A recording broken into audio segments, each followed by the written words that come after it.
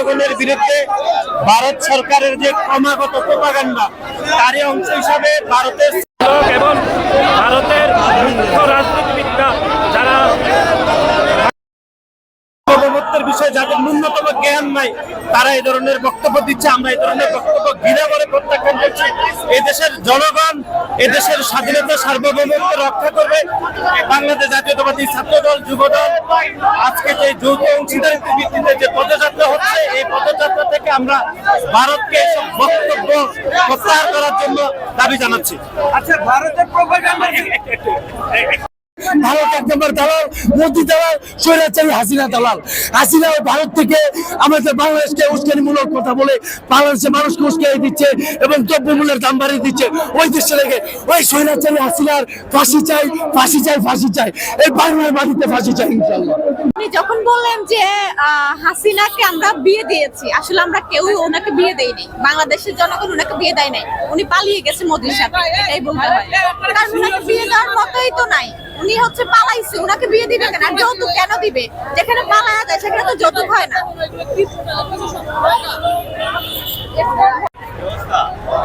আজকের পদযাত্রা ভারতের আগ্রাসন বিরোধী, ভারতের যে বাংলাদেশের যে ইয়াটা করতেছে সেটার বিরোধী প্রোগ্রাম। এই ভারতের মিডিয়াগুলো যে বাংলাদেশকে নিয়ে মিথ্যাচার করছে, এই বিষয়টা কিভাবে দেখছেন? এটা তো আসলে তারা আমাদের প্রতিবেশী রাষ্ট্র হিসেবে আমাদের কাছে বন্ধু হিসেবে থাকার কথা ছিল, কিন্তু বন্ধু হিসেবে না থেকে তারা একটা দলের দালালি করতেছে। স্পষ্টভাবে তারা প্রমাণ করছে যে তারা একটা দলের দালালি করে কিছু মিথ্যা অপপ্রচার করতেছে। এটা তাদের জন্য লজ্জার, আমাদের থেকে তাদের জন্য বেশি লজ্জা। তারা প্রতিবেশীকে আমাদের সাথে বন্ধুত্ব ছিল বাচ্চাটা করতে পারে নাই, এটা তো আমাদের থেকে তাদের অনেক বেশি লজ্জা হওয়ার কথা। কারণ তারা বাংলাদেশের সারা জীবন শুনে আছি ভারতের বাংলাদেশ বন্ধু রাষ্ট্র, প্রতিবেশী রাষ্ট্র। তারা চাচ্ছে আমাদের প্রভু হতে, কিন্তু বাংলাদেশের প্রভু হওয়া এত সহজ কথা না। বাংলাদেশ কারোর প্রভুত্ব স্বীকার করে না, বাংলাদেশের জনগণ কখনোই কারোর প্রভুত্ব স্বীকার করেনি, কখনো করবেও না। ভারত যে কুমিল্লা চায়, খুলনা চায়, রংপুর চায়, চট্টগ্রাম চায়, এটাকে কিভাবে দেখেন? এটাকে কিভাবে দেখা আছে? আমাদের দেশের থেকে তারা চাইলেই কি তাদেরকে দেওয়া হয় না? আমরা বাঙালি হিসেবে আমাদের দেশ রক্ষার আন্দোলনে বরাবরই সোচ্চার ছিলাম, আর ভবিষ্যতে সোচ্চার থাকবো। এর প্রতিনিধি কি বলবেন? এই যে চায় তারা, তাদের এত চাওয়া কেন? তাদের এত চাওয়া কেন সেটা চাওয়া আপনার, এটা তো আমি বলতে পারবো না আপনার এত চাওয়া কেন। আমি পারবো আপনার চাওয়ার প্রতিবাদ, আমি পারবো আমার জায়গাটা থেকে প্রতিবাদ প্রতিরোধ। আর এটা অবশ্যই তাদেরকে সেই আশা, সেই আক্ষেপ কখনোই পূরণ হবে না। কারণ বাংলাদেশ কখনোই জন্মায় নাই। যদি জন্মাইতো তাহলে বাংলাদেশ ৭১ সালে স্বাধীন হতো না, তাহলে যে ২৪ সালের গণঅভ্যুত্থান হতো না। এই এত কিছুর পরেও যদি কেউ মনে করে যে বাংলাদেশের উপরে কোনোভাবে প্রভুত্ব খাটানো যায় কিংবা তাদের ইয়াটা আমাদের উপরে চাপাই দেওয়া যায়, তাহলে সেটা তাদের ভুল। বাচ্চা গোষ্ঠীর পরে কেন বাংলাদেশ নিয়ে প্রোপাগান্ডা ছড়াচ্ছে? অ্যাকচুয়ালি তারা তাদেরই একটা ইয়াতে দেখছিলাম যে শেখ হাসিনার পাশে দাঁড়াচ্ছে। তারা আমাদের প্রতিবেশী রাষ্ট্র, তারা আমাদের রাষ্ট্রের পাশে দাঁড়াবে। তারা কেন শেখ হাসিনার পাশে দাঁড়াবে? আমার প্রশ্ন হচ্ছে তারা কেন শেখ হাসিনার পাশে দাঁড়াবে?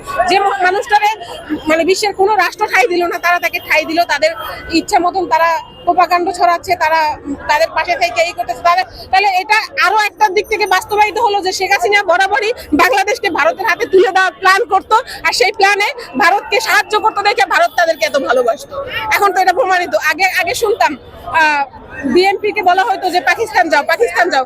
আমরা কিন্তু পাকিস্তান যাইনি। আমরা ১৭ বছরের শত নির্যাতন সহ্য করেও আমরা পড়ে আছি, আমরা এখনো এই বাংলাদেশে টিকে আছি, কিন্তু তারা কিন্তু ঠিকই ভারতে গেছে। এটা আরো একটা মজার বিষয় হচ্ছে যে সবাই বলতো যেটা যে পাকিস্তান যাও, পাকিস্তান যাও। এখন তো দেখলাম যে ভারত যারা চলে যাওয়ার কথা তারা ভারত মামার বাড়িতে চলে গেছে।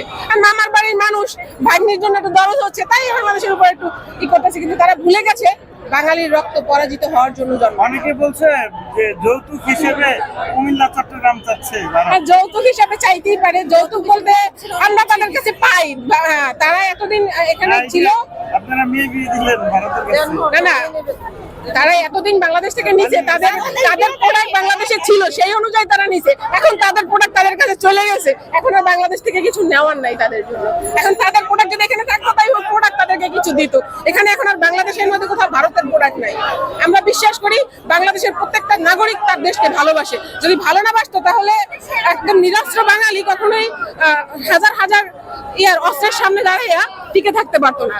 এত অস্ত্র, এত গোলা বারুদ, এত গুলি কই বাঙালিকে তো হারাইতে পারে নাই। সেই বাঙালিকে পরাজিত করবে ভারত, কিভাবে সম্ভব?